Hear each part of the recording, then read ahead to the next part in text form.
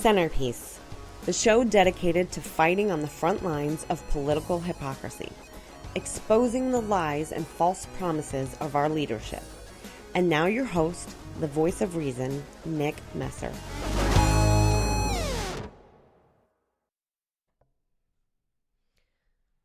What's up, guys? This is Mina May. So tonight you have me.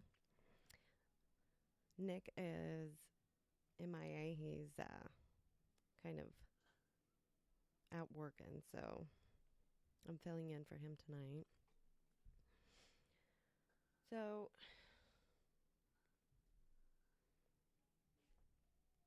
I got a piece here, and I think I'm gonna speak a little bit more to the ladies than I am anyone else at this point.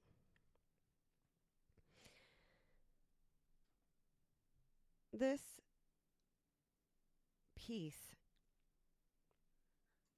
talks about a feminist. Now, I may destroy the name, but, at this point, I'm okay with that. But this feminist has decided to trash stay-at-home moms. Jill Filipovic has decided to trash stay-at-home moms, calling them unambitious and a bad example for their kids.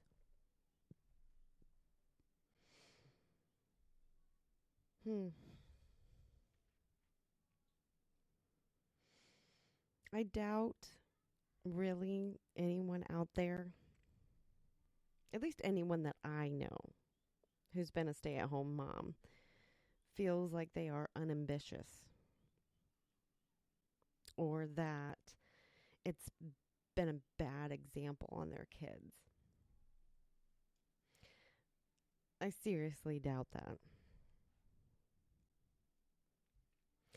Feminist Jill Filipovic criticized stay-at-home mothers in a lengthy Twitter thread on Thursday, suggesting they are unambitious and a bad example for children. Filipovic was reacting to a post from Slate concerning a man who was upset that his wife wanted to be a stay-at-home mother. Now, mind you, this I just wanted to give a little credit here. This comes from the Daily Wire. So, Slate's advice was to be more understanding with his wife. This is good advice, but man, I feel for this letter writer, she says, because it's exactly how I would feel if my spouse decided they wanted to be a stay-at-home parent, Filipovic commented. Also, is it really only her decision whether to quit working when she's then going to be entirely dependent on him? She then suggested stay-at-home mothers are unambitious, a remark she would later try to walk back on. I realize this is like the third rail of the mommy wars, she says, but yeah. Lots of super ambitious people marry other super ambitious people because they're attracted to ambition, she wrote. I would have a really, really hard time being married to a spouse who chose not to work.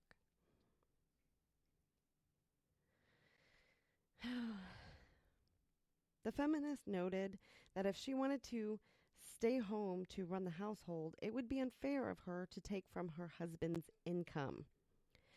If I came to my husband and said, I am going to quit my job and dedicate all of my time to keeping our whole household, now I need your income, I think he's in his right to say, no, she wrote. Women staying home to raise their babies set bad examples for children, she argued. And now I'm really going to get myself yelled at.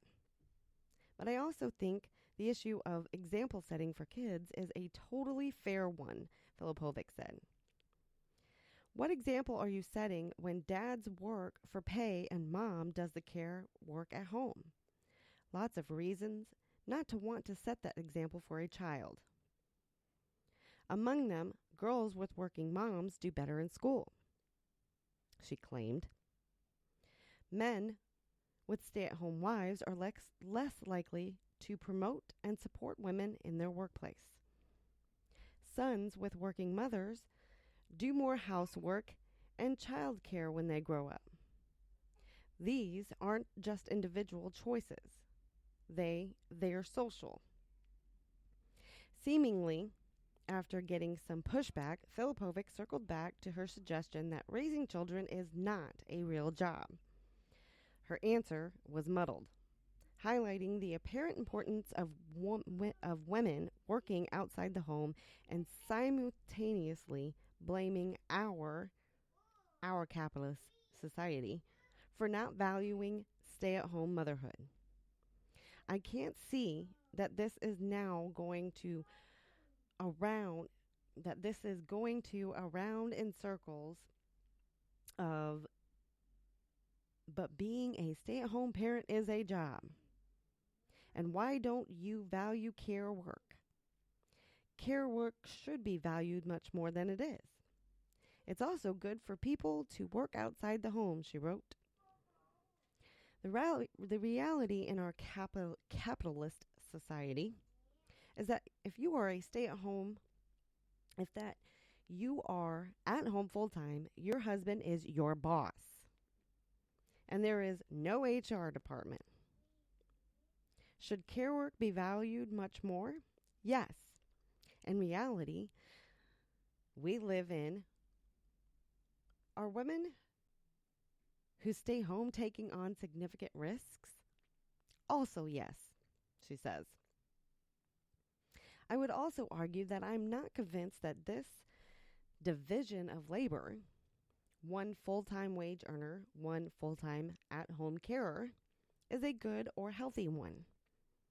Even when you take out of it the very salient fact that it's women who are overwhelmingly the at-home carers, she said. At-home work is incredibly isolating. It also occupies a pretty unique space where it's centered on one of the most fundamental familial relationships, parent-child, Filipovic wrote. No other job is like that, which is where staying at home is a job doesn't quite tell the whole story. Viewing a woman's choice to stay home and raise her children and manage the home is a win would be shallow thinking, she said, noting that it's not judgmental for her to weigh in. The point is, a lot of the go-to talking points on this issue are really insufficient. The shallowest among them is the dialogue around choice and the claim that it's all private family decision making. That it's wrong to comment on this at all because that's judgmental. In the U.S., we give families few options. That's baked in. But in this specific instance, I do not think it's worth talking about ambition, attraction, and the fact that there are real and tangible benefits to children having a working mother, something we're often hesitant to say, she wrote. Walking back her language about stay-at-home mothers and ambition, Filipovic said, plenty of them are ambitious, noting of intensive parenting. Do you think stay-at-home moms aren't ambitious? Plenty of them are. Welcome to intensive parenting. But to be honest, I would have a really hard time being married to someone who decided they wanted to direct their ambition into the sole work of raising our children. That's not because I don't think that work is important, she concluded. It's because it's very inward looking and wrapping one's identity into one's progeny. If you have a passion for child development, great. There are many paths to walk down that do a lot of good for lots of people.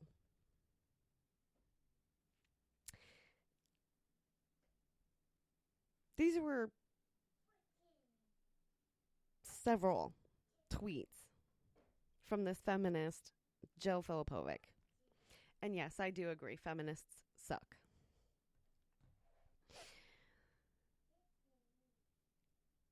Listen, I don't know if any of my ladies out there listen to this. I know a few of my ladies do. But if you want to be a stay-at-home mom, you be a stay-at-home mom. I know plenty of you. I know plenty of you who have been a stay-at-home mom who are seriously, seriously ambitious women. Seriously ambitious women. Okay? So, obviously, she's never met a dedicated stay-at-home mother. I have been a dedicated stay-at-home mother when our children are young. We have 3 children, 2 of which are teenagers, and while they were young, I stayed at home with them. I made sure that I taught them and got them ready for preschool and got them ready for kindergarten, so that when they were able to go to preschool and go to kindergarten, I could find a part-time job and go to work.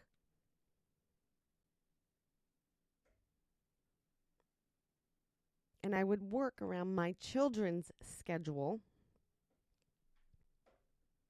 because I do not believe in having to take my children to daycare when I am going to spend just as much money as I make putting them in daycare. Because I don't know about you or wherever you live. You might be a lucky one, Miss Jill Filipovic, and you might make enough money, and your husband might make enough money where you can afford to have a nanny or afford to pay for your child care. That is to say, if you even have children. So, to say that stay-at-home mothers are unambitious and that it's a bad example, I can tell you right now, my 2 teenagers, including my daughter, as me being a stay-at-home mother and caring for them, as I do right now for our toddler, it has not once been a bad example. I have a very, very ambitious 16-year-old daughter who gets up, gets into her classes because she is homeschooled. I should say online schooled. Does her classes, does very well in school, and she also goes to work without having to have mom or dad there to tell her when it's time for her to go to work or any of that. She's a very responsible child. And that all stems from mom staying home and being that stay-at-home parent and teaching them the requirements of being a good adult and knowing how to go out into the world. Because as you see right now, the lack of stay-at-home parents has caused an influx of whiny, problematic, soon-to-be adults. 20-somethings, 18-somethings, who are in colleges thinking that the entire world owes them something, and also thinking that they must be offended by everything and that the government must take care of everything they do, every part of their lives. See, my children don't believe that way because they had a stay-at-home mother who stayed home and taught them about these things.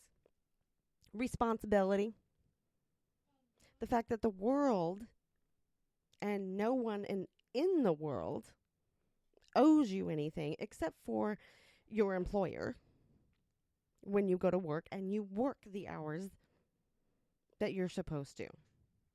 That's called a paycheck. It's called a job. So, Miss Jill Filipovic, I can tell you one thing. I am a stay-at-home mother. I do get out and I do things to make extra money. I have a job of which I get to choose my own hours.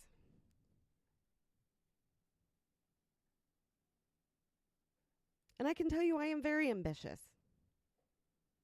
I'm a very creative person. Just as my teenagers are. And right now, I am teaching our toddler the same thing.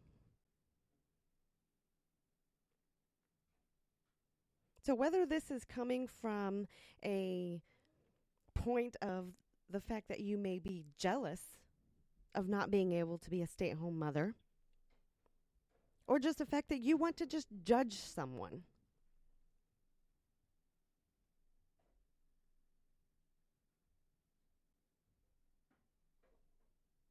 it's saddening.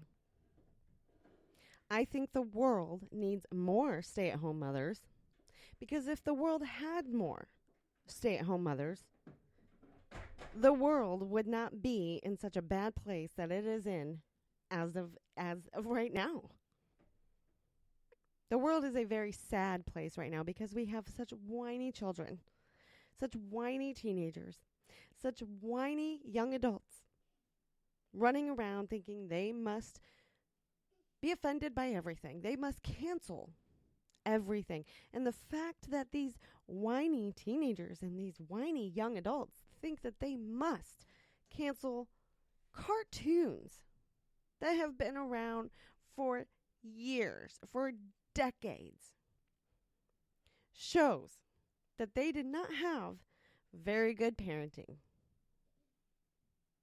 So no, Miss Jill Filipovic, I do not agree with any of your statements that you made on Twitter. I do not agree with the fact that stay-at-home mothers are unambitious, because we are very much so ambitious. I can definitely guarantee you that. And I can tell you that it's not as isolating as you may think. Because those of us stay-at-home moms,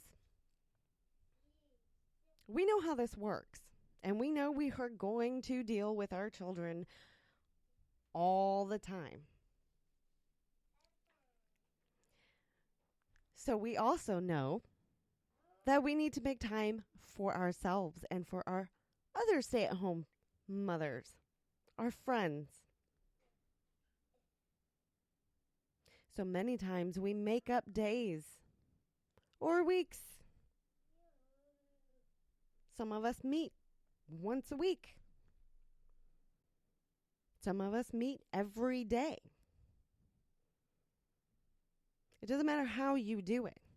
Being a stay-at-home mother is not considered an isolated job.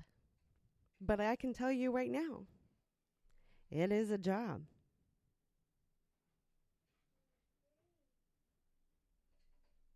Because us stay-at-home mothers, the real stay-at-home mothers, we run our households. And I can tell you right now, my husband, if he was here right now and not working, he would tell you that even though he's working and I'm staying at home, he's not my boss. We're a team. We don't make decisions without each other. And we both back each other up on everything.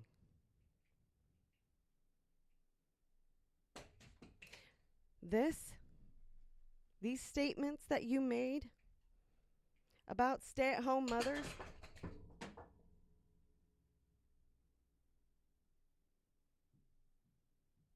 quite ironic. The fact that I think that you've never actually met a real stay-at-home mother. And yes, Jason, it's the way it should be. I think that it should have always been, at least somehow, in some way, one member of the family, one parent, should have always been able to stay home with children. They should have had that choice to stay home. And yet again, I get to one of her other points where she said it's a choice. Yes, it is a choice to stay home. I get to see every moment that my toddler learns something brand new. I get to teach my toddler that brand new moment.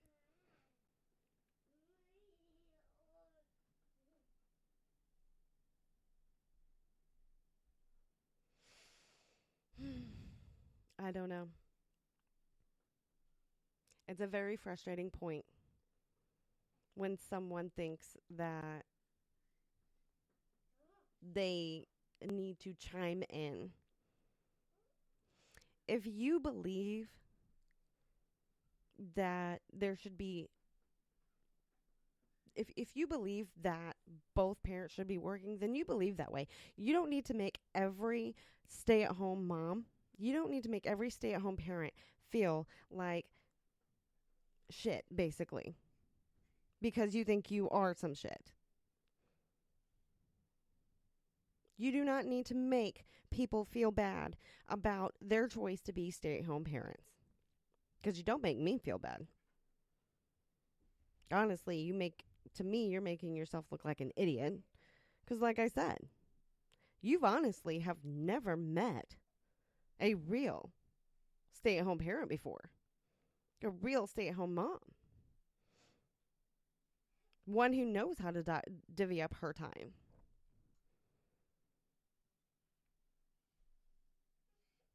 If you honestly think that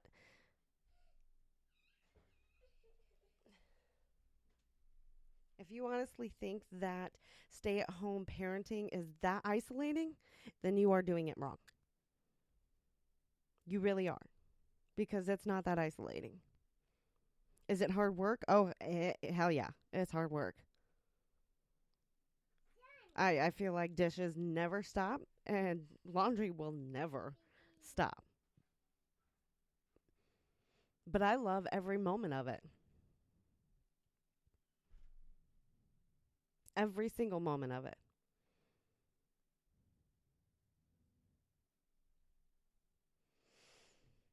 So, ladies, if any of you read this garbage, and I'm not going to say garbage because of who it was written by, but if any of you read this garbage by Jill Filipovic, do exactly what garbage is and throw it out with the trash, please, because that's exactly what it is. It's trash. To all of my stay-at-home moms, it is hard work. We do our best. We are allowed to stay home with our children and raise these well-behaved, responsible adults and get them ready to go out into the world instead of the crazed let's cancel Looney Tunes that are out there now.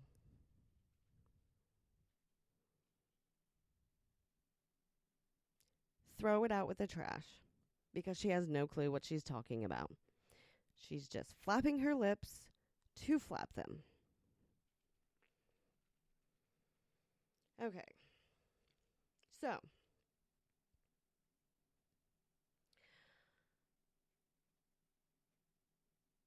I got sent.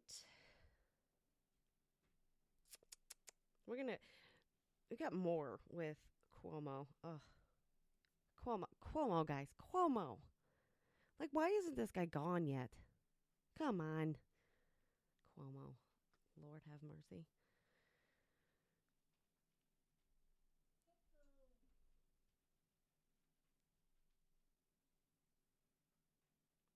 I tell you. Okay, so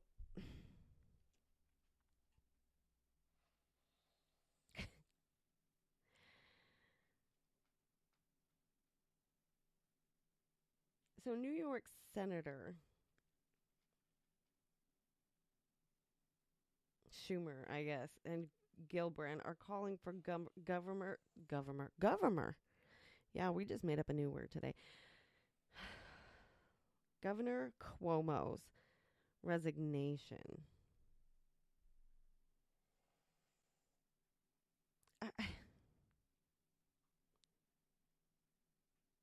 This guy has. I don't get this. Okay, I'll read the news report and everything on it, but how are people still backing this guy up?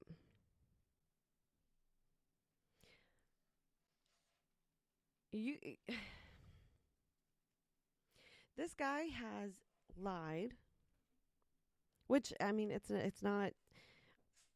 I don't know how people are surprised by this when it comes to Democrats.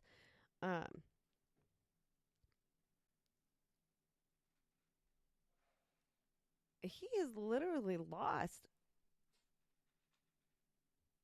all confidence, like all the confidence of at least most of the people, except for I guess the ones we were talking about before, the ones that haven't got their heads on straight.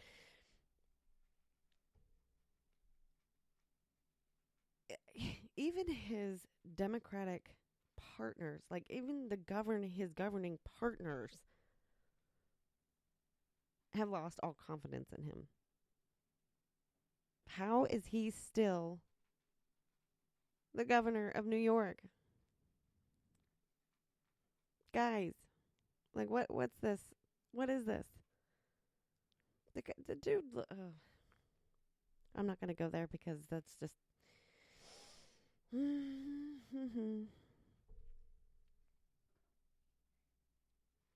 So, Kristen Gillibrand and Chuck Schumer have joined a very long list, I guess, of lawmakers in calling for their state's governor, Andrew Cuomo, to resign. Now, you guys know that he's got mounting allegations. I think we're at what? I think we're at 6 of inappropriate conduct. 6 women have come forward of inappropriate conduct.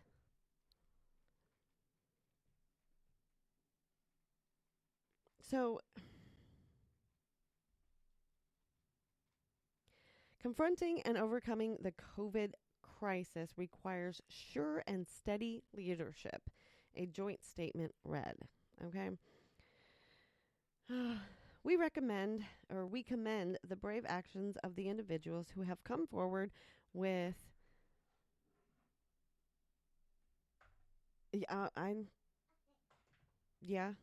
I mean they may. Lord have mercy. I'm sure you can probably hear the destruction going on in the background. That's what happens when you have a toddler.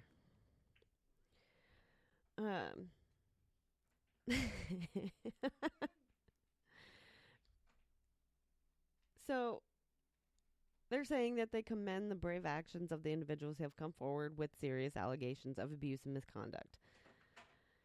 And due to the multiple credible sexual harassment and misconduct allegations, it's clear that Governor Cuomo has lost the confidence of his governing partners and the people of New York. And they believe that Governor Cuomo, should resign. I don't see him resigning. This guy, every time he gets on TV, he is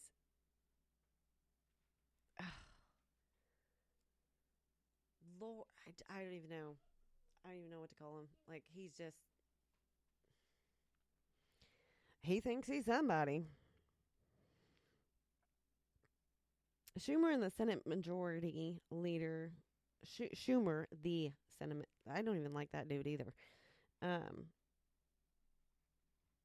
He's the highest ranking Democrat official to call for Cuomo's resignation. More than half of the 19 members of New York's House delegation have called for Cuomo's resignation, and a majority of the state assembly has as well. In a statement Friday evening, Representative Hakeem Jeffries stopped short of calling for Cuomo's resignation, noting the state assemblies and attorney general's investigation. He said, under these extraordinary circumstances, the governor must seriously consider whether he can continue to effectively lead the state. No one is above the law. Well, I mean, as much as we've seen here lately, it seems like Democrats are above the law. The senator's statement came amid mounting pressure on leading Democrats to speak out about the accusations, which include sexual harassment. Fox News has reached out to Senator Gillibrand's office multiple times and got little to no response. As recently as Thursday, Fox News reached out to Schumer's and Gillibrand's office and didn't receive comment. Surprising. Earlier in the day, Cuomo held a press conference in which he continued to maintain his innocence and refused to resign. If he continues to stay in office, he will likely face heightened pressure both within and outside of the administration.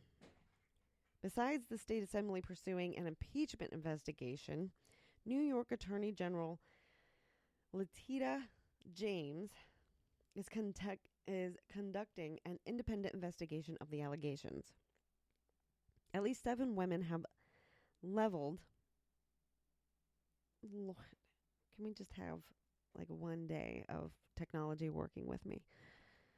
Accusations that surfaced in recent weeks, including one who claimed the governor groped her at his executive mansion last year. Reporting on that incident appeared to prompt the state to file a police report. Albany Police Department said Thursday the alleged incident sorry, I am having a little bit of technical difficulties. The alleged incident that was reported occurred at the governor's mansion and could have included criminal conduct. Well,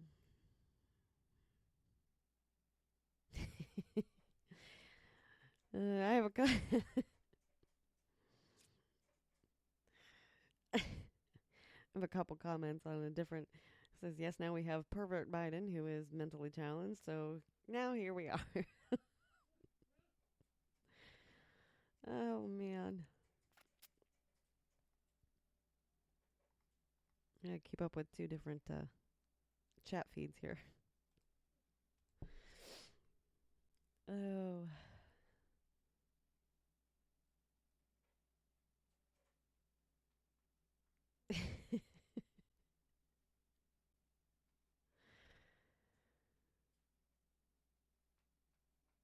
Well, there's a lot of comments here.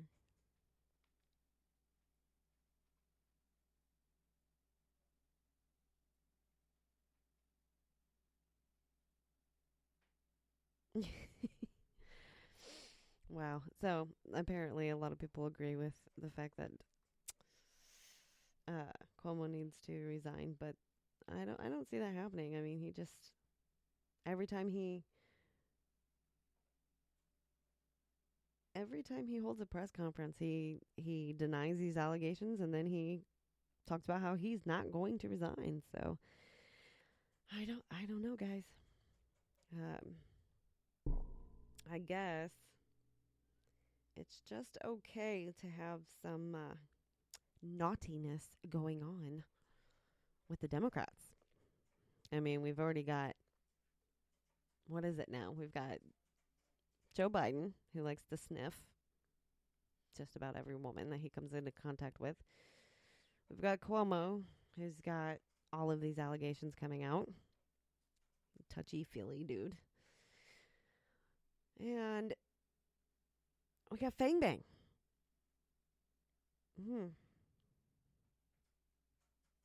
Not too many of them sound like they're very trustworthy. But I don't know. Y'all tell me. Now, we are going to take a quick commercial break, and we will be right back.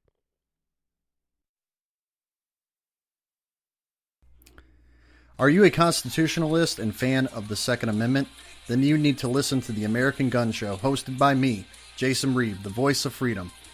We talk about laws, training, and everything in between. Find us on the Firearms Radio Network, iHeartRadio, and every podcast platform. The American Gun Show. Our rights, our fight.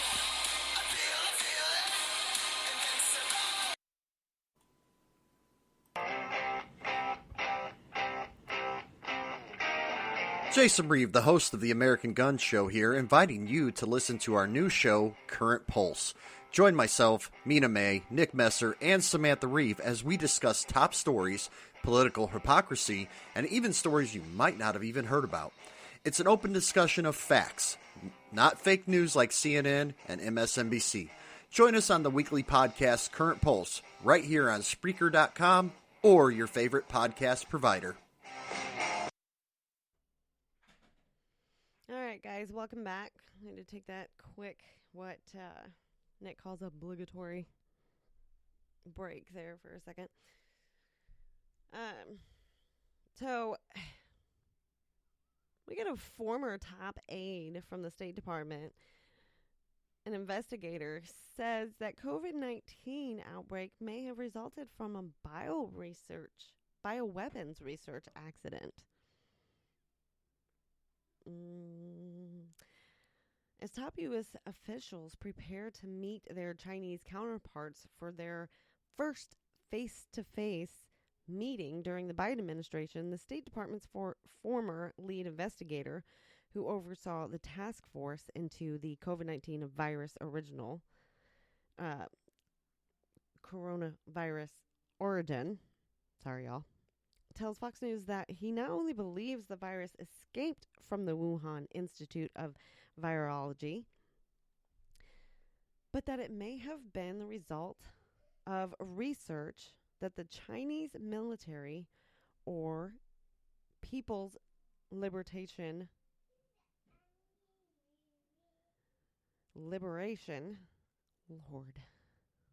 Lord, can we just read today? Army was doing on a bioweapon? Okay. The Wuhan Institute of Virology is not the National Institute of Health. David Asher now. Okay, we're going to have some fun with technology today. David Asher, now a senior fellow at the Hudson Institute, told Fox News in an exclusive interview. It was operating a secret classified program. In my view, and I'm just one person, my view is it was a biological weapons program. Asher has long been a follow the money type of guy who has worked on some of the most classified intelligence investigations for the State Department and Treasury under both Democratic and Republican administrations. He led the team that uncovered the International Nuclear Procurement Network run by the father. I'm telling you what. Run by the father of Pakistan's nuclear program, A.Q. Khan, and uncovered key parts of North Korea's secret uranium enrichment. He believes the Chinese Communist Party has been involved in a massive cover-up during the past 14 months. And if you believe as I do, that is that this might have been a weapons vector gone awry. Not only deliberately released, but in development and then somehow leaked. This has turned out to be the greatest weapon in history, Asher said during a panel discussion on the Hudson Institute, The Origins of the COVID-10 Policy Implications and Lessons for the Future. You've taken out 15 to 20% of global GDP. You've killed millions of people. The Chinese population has been barely affected. Their economies roared back to being number one in the entire G20.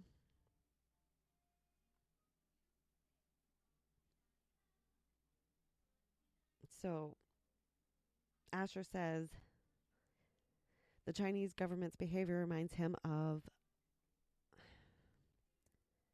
other criminal investigations he has overseen. Motive, cover-up, conspiracy, all the hallmarks of guilt are associated with this. And the fact that the initial cluster of victims surrounded the very institute that was doing the highly dangerous, if not dubious, research is significant. And Asher, who engaged the Chinese government as the State Department's lead representative during the 2003 SARS outbreak. At first, China said the COVID-19 virus originated in the Wuhan seafood market. But the problem with China's theory, the first case had no connection to the market. Last fall, the U.S. obtained intelligence that indicates there was an outbreak among several Wuhan lab scientists with flu-like symptoms that left them hospitalized in November of 2019, before China reported its first case. Asher and other Hudson Institute panel experts said that in 2007, China announced it would begin work on a genetic bioweapons using controversial gain-of-function research to make the virus more lethal. The Chinese stopped talking publicly about their research at the Wuhan lab in 2016. That, Asher believes, is when the People's Liberation Army stepped in and went from biodefense research to biooffense. The same year, China's top state television commentator stated, "We have entered into an area of Chinese warfare, and including using things like viruses." I mean, they made a public statement into their people. They made a public statement to their people that this is a new priority under the Z national security policy, Asher points out. The Chinese, according to Asher, stopped talking publicly about the research into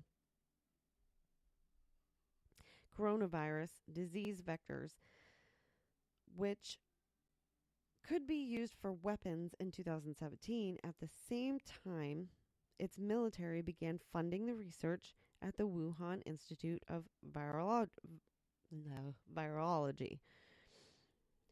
I doubt that that's a coincidence. Asher said. Meanwhile, U.S. bioweapons researchers are still mainly focused on older bioweapons like anthrax. A key turning point in the search for how to defend against coronavirus bioweapons included controversial gain of function research and breakthrough in the Netherlands that caught the science community by surprise. I remember I was in the, hopefully I get this right, in the Hague meeting with the Netherlands Foreign Ministry the day the news broke that a laboratory in the Netherlands funded by the National Institutes of Health was conducting a gain-of-function research on highly pathogenic avian influenza, specifically to increase the transmissionability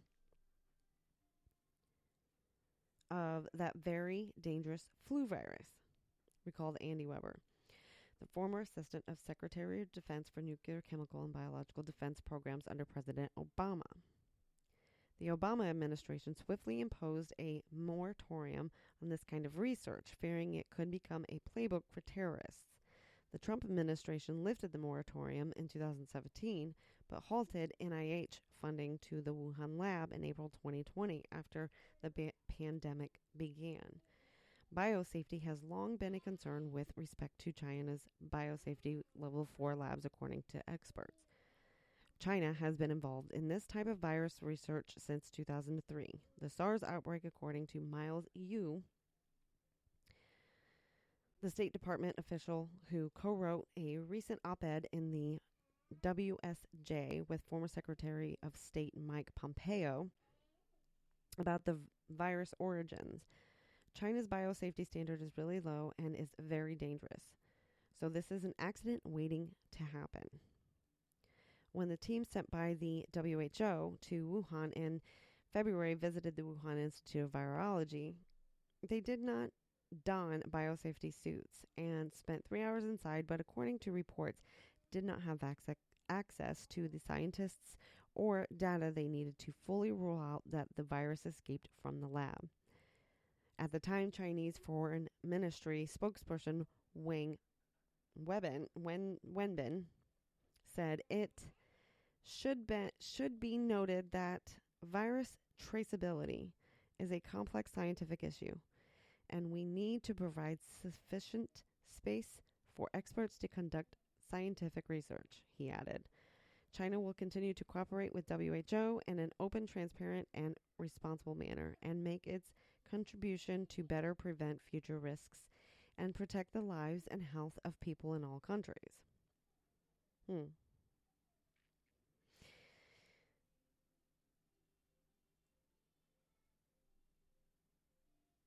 I just wonder.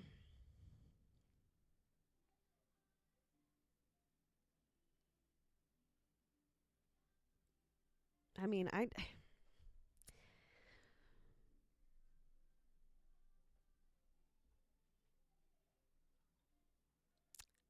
get that viruses now can become a form of bioresearch or bioweapons research.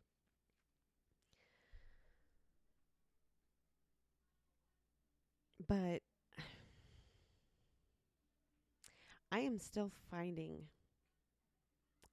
I'm really still finding it very hard to take it so seriously to the point that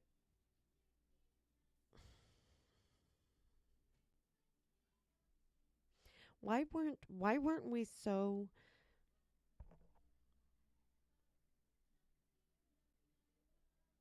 overly prepared? I'm going to say, why weren't we so overly prepared? Why weren't we donning PPE? Why weren't we doing everything we are doing now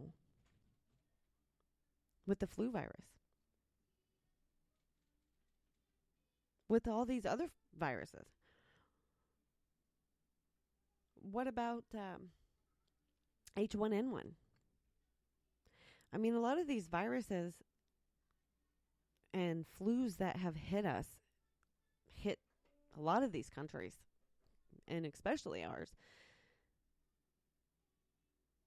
They've killed thousands upon thousands of people. And the funny thing is, this is what I find quite interesting, is ever since COVID-19 appeared, it seems as though you hear nothing of the flu or H1N1 anymore. I mean, I'm very, I believe that they still exist. But where was all of the prepping and taking extraordinary precautions when H1N1 was killing so many people and when the flu virus had gotten so bad it was killing so many people?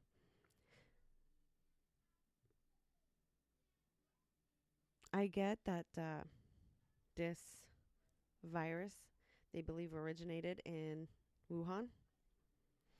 And now they believe, or they're at least saying, that they believe it could have resulted from a bioweapons research accident. Do I think that other countries are trying to use viruses or trying to do bioweapons research with viruses? Yes.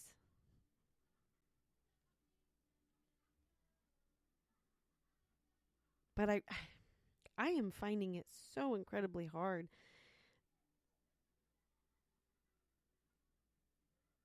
I just don't know.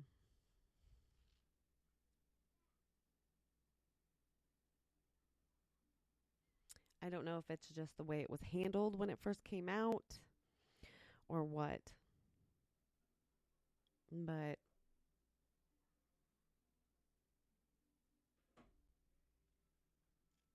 yeah. All right, guys. Well, we're going to cut this one short tonight. So I am really happy that you tuned in. So we will see you next week, Saturday at 8 p.m. And hopefully we do not run into any more technical difficulties, considering that just is something that is considerably just a running thing for me. So, all right, guys, y'all have a good night, and we will see you next weekend, 8 p.m. Centerpiece. And you will hopefully be hearing from Nick instead of me. So, have a good night. Thanks for listening tonight. And remember, those who would give up essential liberty to purchase a little temporary safety deserve neither liberty nor safety. Benjamin Franklin. You can reach me at www.facebook.com/centerpiece. You can also email me at centerpieceshow@gmail.com, or you can shoot me a tweet at centerpieceshow on Twitter. Thanks again for listening.